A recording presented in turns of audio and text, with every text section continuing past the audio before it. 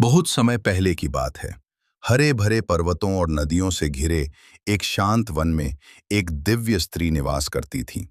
उनकी आभा सूर्य की किरणों जैसी थी और उनका हृदय माँ के स्नेह से भरा हुआ था। लोग उन्हें देवी का स्वरूप मानते थे, क्योंकि उनकी उपस्थिति से पूरा वातावरण पवित्र और शांति से भर उठता था। उनके साथ एक छोटा बालक था, जिसकी मुस्कान इतनी निर्मल थी कि मानो चंद्रमा की शीतलता उस पर बरस रही हो। उस वन में भयानक सिंह रहते थे। सामान्य मनुष्य उनके पास जाने से भी डरते, किंतु ये अद्भुत था कि वे सिंह इस स्त्री और बालक के आगे शांत और विनम्र रहते। दिन हो या रात, ये सिंह माँ और बच्चे की रक्षा करते, मानो स्वयं प्रकृति ने उन्हें इस पावन परिवार की सेवा में नियुक्त कर दिया हो। एक दिन बालक अपनी माँ की गोद में खेल रहा था। हवा में सुनहरी किरणें तैर रही थीं और पूरा वातावरण किसी अदृश्य संगीत से गूंज रहा था। माँ प्रेम पूर्वक मुस्कुराती हुई बालक को थामे बैठी थी। तभी पास ही एक विशाल सिंह आकर शांति से बैठ गया।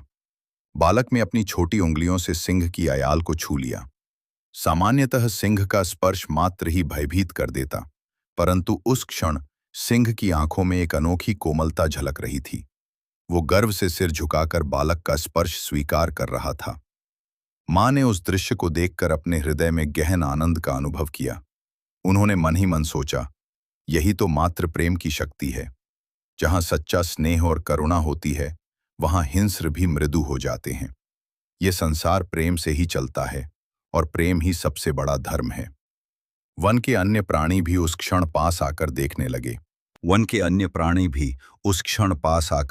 लगे।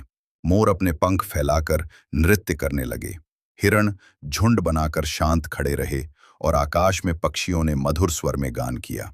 ये दृश्य मानो किसी दिव्य लोक की झलक था।